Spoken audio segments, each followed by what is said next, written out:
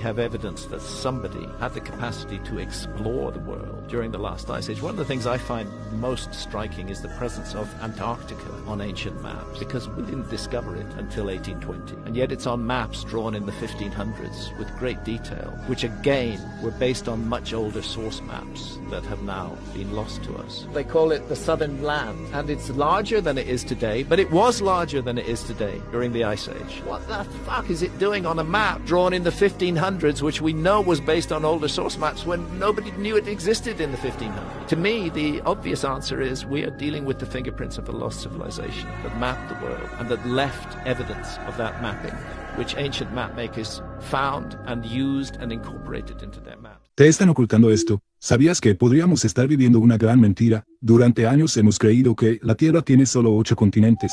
Sin embargo, recientes investigaciones sugieren que esto es solo una pequeña parte de la verdad. La Antártida podría ser mucho más que un simple continente helado. Algunos creen que es una gigantesca muralla que nos oculta otros continentes. Imagina esto. La Antártida. Podrían existir hasta 20 continentes desconocidos.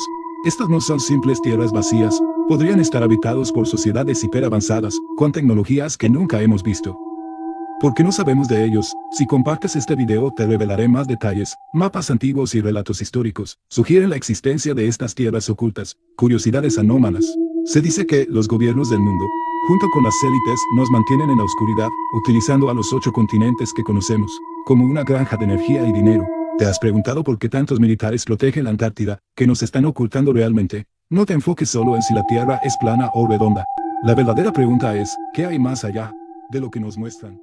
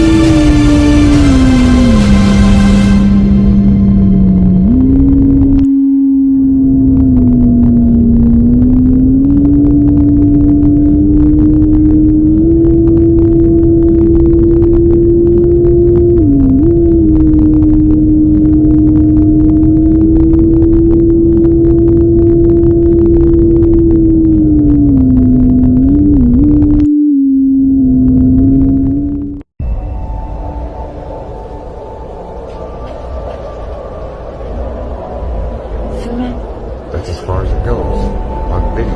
I'm taking the video.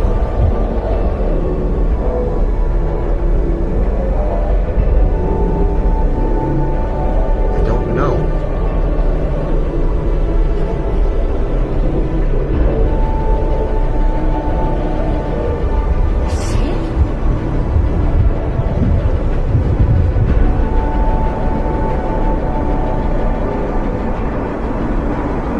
Goes away. What the hell? What is going on? Do you see that?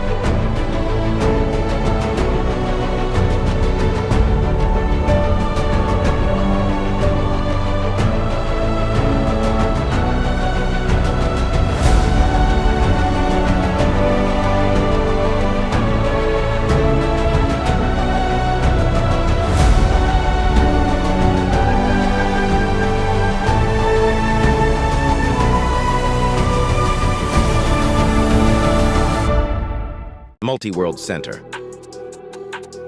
I will explain. If our world had in that cloud, it would be very difficult to be reached from a distance. By another cloud being in the middle, it is more easily to be reached and worked by other civilizations. So it was a scheduled decision. Place our civilization at the center of the world because it is more easily reached from several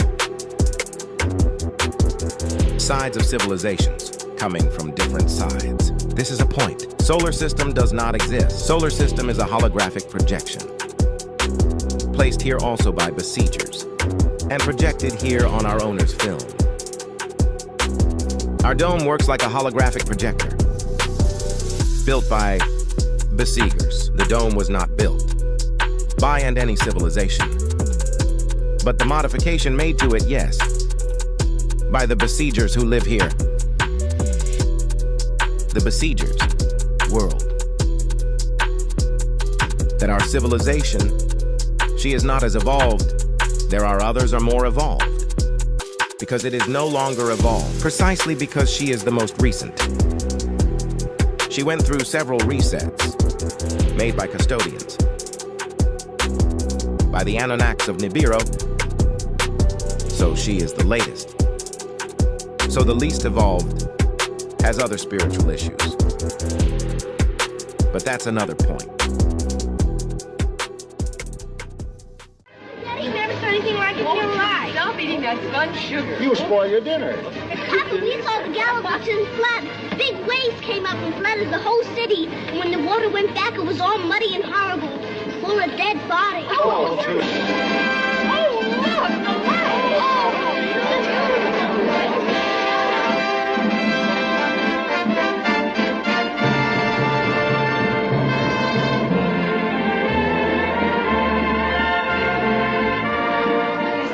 anything like it in the whole world. We don't have to come here on a train or stay in a hotel. It's right in our own hometown. Grandpa, they'll never tear it down, will they? Well, they'd better not. I can't believe it. Right here where we live. Right here in St. Louis. So this is footage of a French pilot that filmed Belgium and northern France after World War I, 104 years ago. He flies just 100 yards above the battlefield. The footage covers flattened ruins, damaged buildings, flooded shell craters that marked up the battlefield, and zigzagging trenches that covered miles of country. The pilot that you see here would join the resistance during the Second World War. Sadly, he and his wife were shot by the Gestapo in Lyon in 1944. This video remains as his legacy.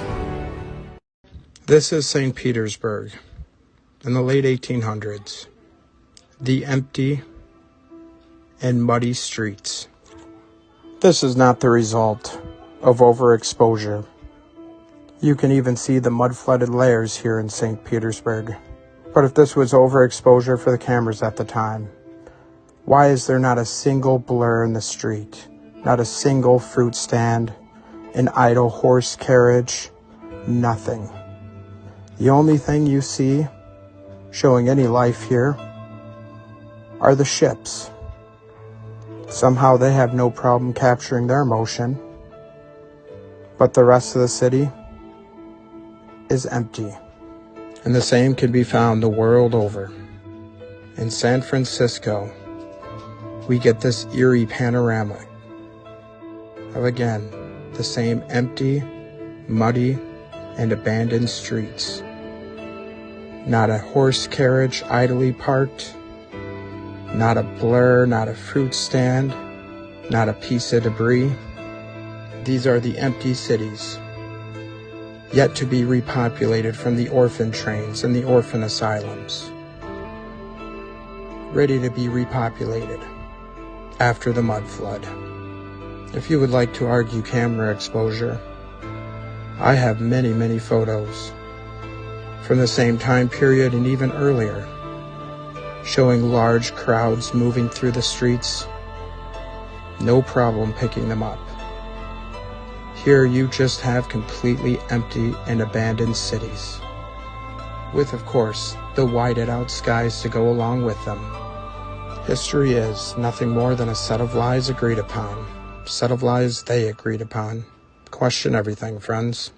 History is written by the victors. So what if the victor story is fabricated? What if the story they gave us all about our recent past was nothing short of a complete lie? For far too long, humanity has relied on the Board of Education to receive its official history narrative. The problem is their narrative makes absolutely no sense. There are giant mistakes in the timeline that show us all. Not only did they lie, but they hid the previous civilization from us, with no mention of our ancestors looking a little different, traveling with no issues, doing it all in style and efficiency, with beautiful architecture that we can't rebuild today, powered up cities, riding around on their advanced technology. Advanced technology? Wait, I thought the 1800s into the early 1900s were a bunch of idiots riding around on horse and buggy. Because when you look back and do a little research, it's obvious. This old world was discovered and then destroyed, resurfaced, and populated. They torched every city across the plain. Nothing new under the sun. Rockefeller flooded your brain with lies. Use your head. Think about your family tree and how it all began. The third dimension is an artificially created dimension.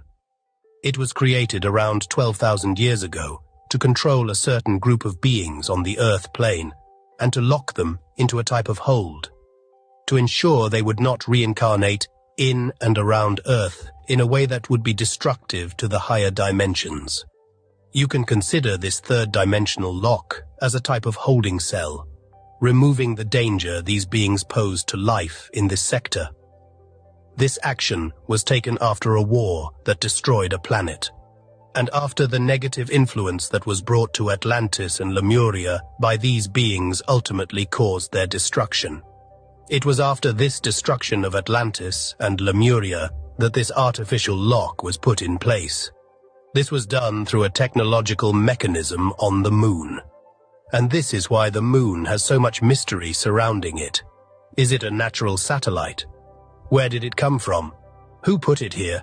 All questions that have been asked for a very long time, 12,000 years or so to be exact.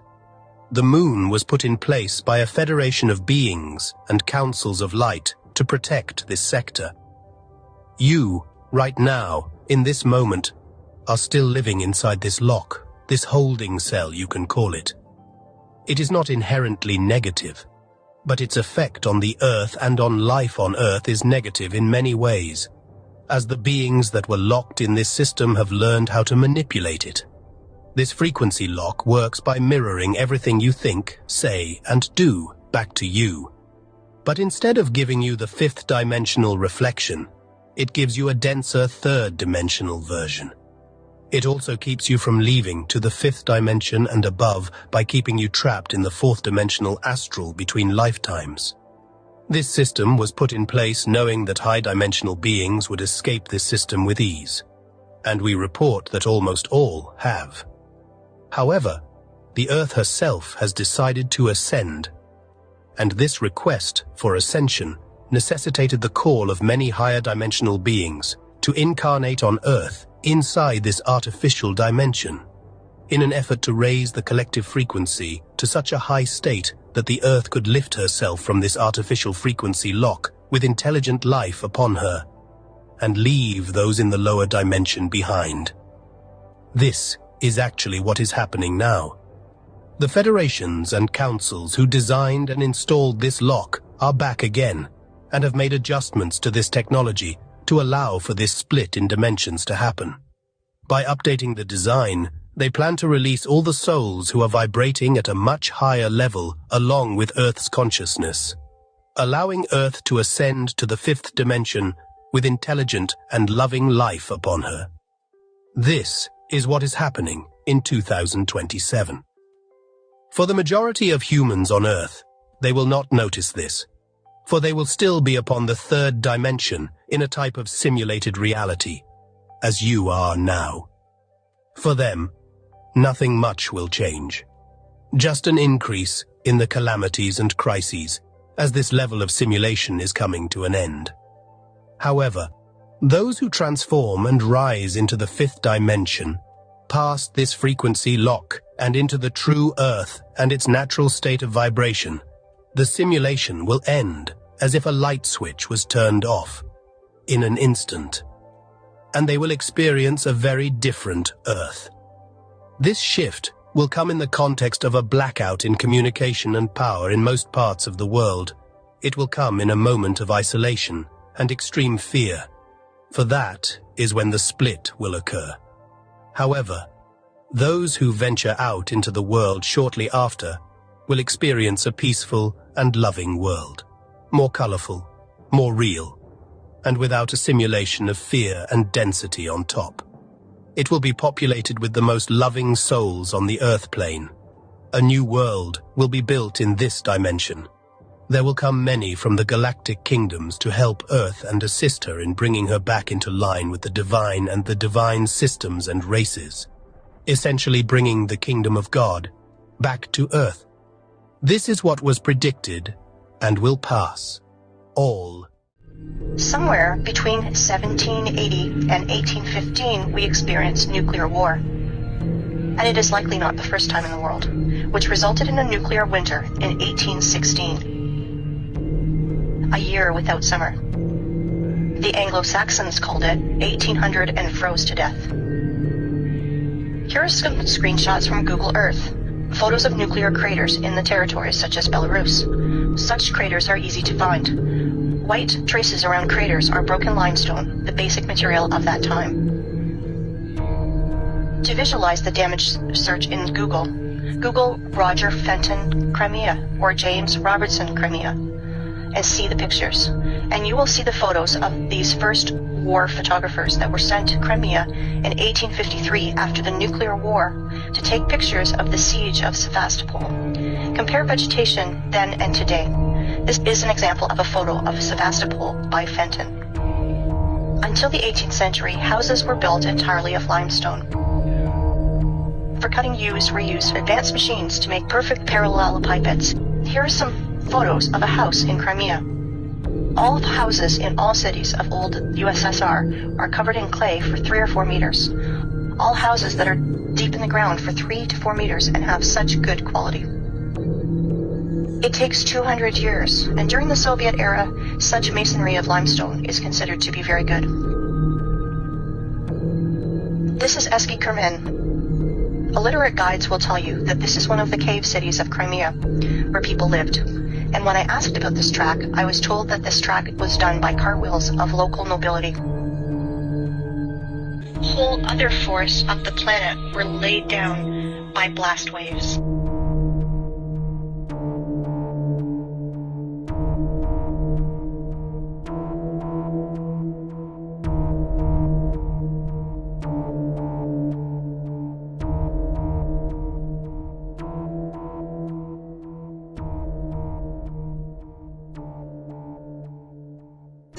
1998, the CIA declassified a document which they had produced in 1957. A section within the document mentions the existence of the Tartarian civilization. In other words, Tartar history was to be rewritten. Let us be frank, was to be falsified in order to eliminate references to the great Russian aggressions and to hide facts of the real center of Tartar-Russian relations. Now check this picture out. Now I'm not saying it's real whatsoever, right? But could there be a possibility that that's the way it looks on the other side of that ice wall in Antarctica? Now to me, if there's not anything on the other side of that ice wall, why do they guard it so much? Why is it not allowed to just explore and go out there and just see for ourselves what's over there? Why is it guarded so much? Now, like I said before, I'm not saying this is real, but look at all the intricate details. Look at this city. Now, I know there's a lot of maps that do talk about cities underneath the ice caps and even on the other side of these ice caps. And there's even maps out there, which I am going to show one. So could these maps show beyond the ice wall? And also, are there passages where you could get beyond the ice barrier as well? So let me know what you think about Antarctica. And if there was an exploration that you could get on, would you go to Antarctica?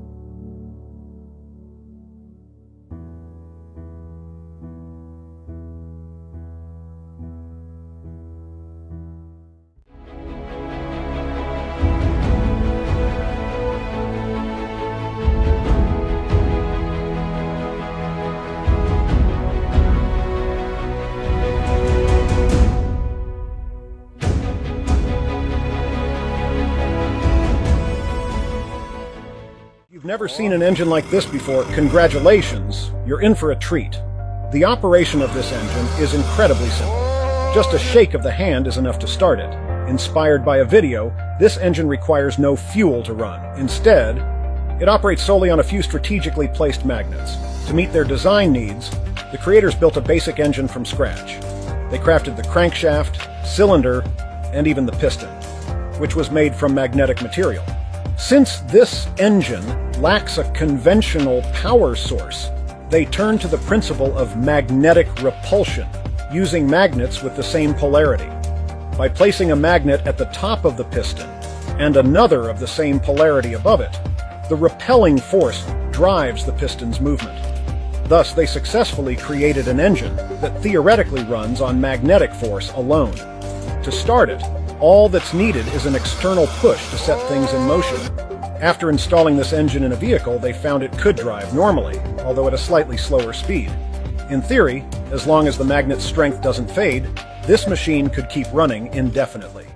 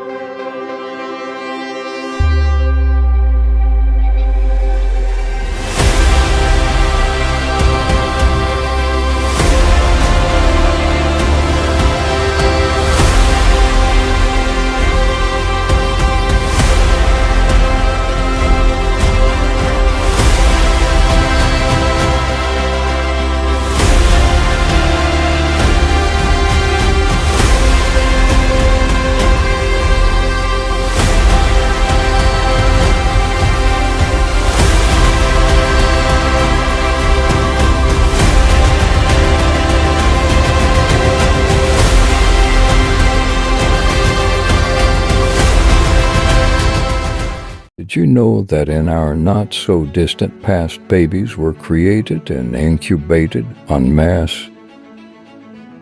This happened and was showcased as attractions at the World Fairs and even in New York's Coney Island. Can you even imagine carnival attractions where people paid to watch babies growing in incubators? Where were the parents?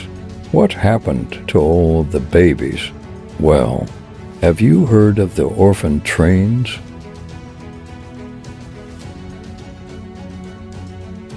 They were packed off and shipped out west to help repopulate the great Tartarian cities found abandoned across the land.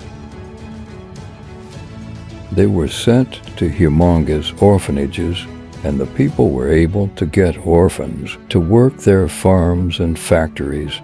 Free labor was abundant, and it was needed to rebuild after the last reset. There is loads of evidence showing that the original Cabbage Patch Kids were these orphans which people just simply picked up and took home like fresh produce. Many children were basically indentured servants and were subjected to lifelong slave labor and sexual abuse. Everything they taught you is a lie. America was covered with empty Tartarian cities, left to rot after the Great Reset, and those that followed grew a few millions babies to repopulate and rebuild.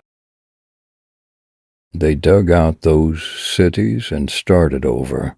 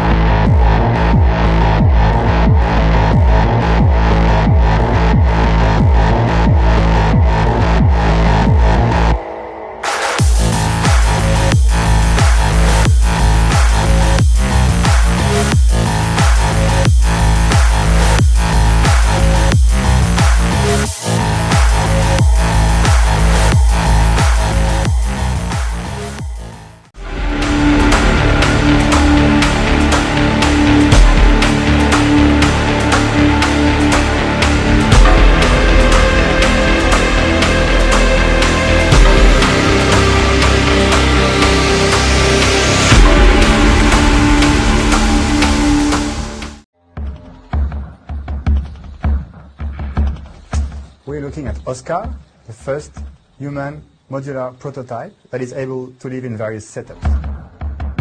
Now what's going to happen is that I'm going to connect the brain to the heart module to activate the blood circulation.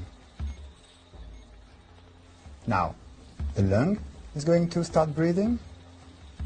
You can see both organs are now collaborating.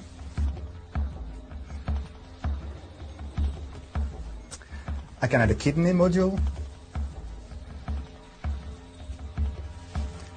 And if I add a limb module, I start actuating the organism to move. Now it's looking for the optimum temperature, which is 37 degrees. If I add another limb, Oscar will recognize it and beneficiate from new possibilities.